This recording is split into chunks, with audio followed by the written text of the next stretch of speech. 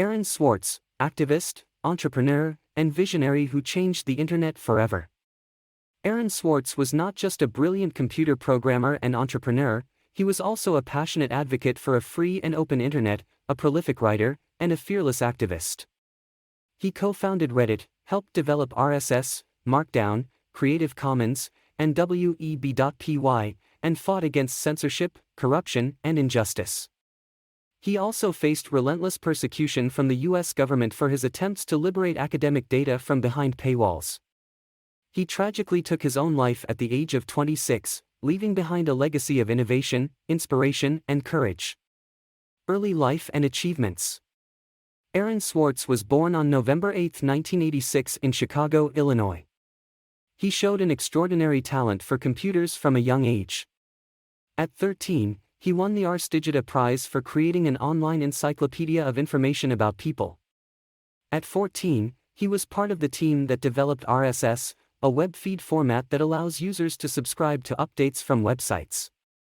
At 15, he published a peer-reviewed paper in IEEE Intelligent Systems magazine about Music Brains, a semantic web service for music metadata. Swartz dropped out of Stanford University after 1 year to pursue his own projects. He joined the development team of Creative Commons, an organization that creates alternative copyright licenses for online content. He also created web.py, a minimalist web framework for Python programmers. He co-founded Reddit, one of the most popular social news aggregation websites in the world. He sold Reddit to Condé Nast Publications in 2006 and became more involved in activism. Swartz was deeply committed to the ideals of democracy, transparency, and social justice. He founded or co-founded several online groups and campaigns that aimed to promote these values, such as Watchdog.net, Open Library, Dead Drop, later Secure Drop, Progressive Change Campaign Committee, Demand Progress, and Fix Congress First. He also worked as a research fellow at Harvard University's Safar Research Lab on institutional corruption. Swartz believed that information should be freely accessible to everyone, especially scientific and academic knowledge that is funded by public money. He opposed the privatization and commodification of information by corporations and institutions that charge exorbitant fees for access. He also opposed the Stop Online Piracy Act, SOPA, a controversial bill that would have given the US government and copyright holders more power to censor and shut down websites accused of hosting or linking to pirated content. In 2008, Swartz downloaded and released about 20% of the documents from PACER, Public Access to Court Electronic Records, a database of federal court documents that charges users per page. He used a Perl script and a library card to access the database through a free trial program at a public library. He intended to make the documents publicly available for free through Recap, a Firefox extension that he helped create. The FBI investigated him but did not press charges. In 2011, Swartz downloaded nearly 5 million academic articles from JSTOR, Journal Storage, a digital library that charges users for access. He used a laptop connected to the MIT network in an unmarked closet. He intended to make the articles publicly available for free through file-sharing networks or websites. JSTOR detected his activity and blocked his IP address. MIT police arrested him on January 6, 2011 and seized his laptop.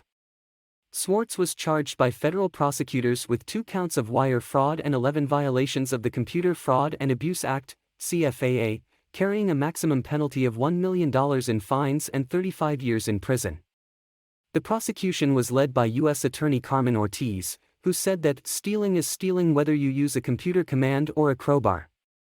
Swartz rejected a plea deal that would have required him to plead guilty to 13 felonies and serve 6 months in prison. He maintained his innocence and prepared to go to trial. On January 11, 2013, 2 days after the prosecution rejected his counteroffer of pleading guilty to one misdemeanor charge in exchange for no prison time, Swartz was found dead in his Brooklyn apartment. He had hanged himself with his belt.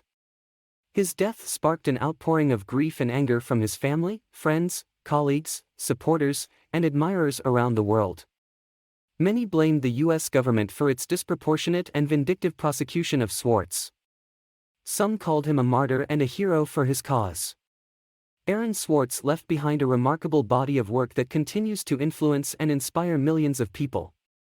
His code, writings, speeches, projects, and ideas are widely available online for anyone to access and use. His vision of a free and open internet remains relevant and urgent in an era of increasing surveillance, censorship, and inequality. Swartz was posthumously honored with several awards and recognitions for his contributions to society.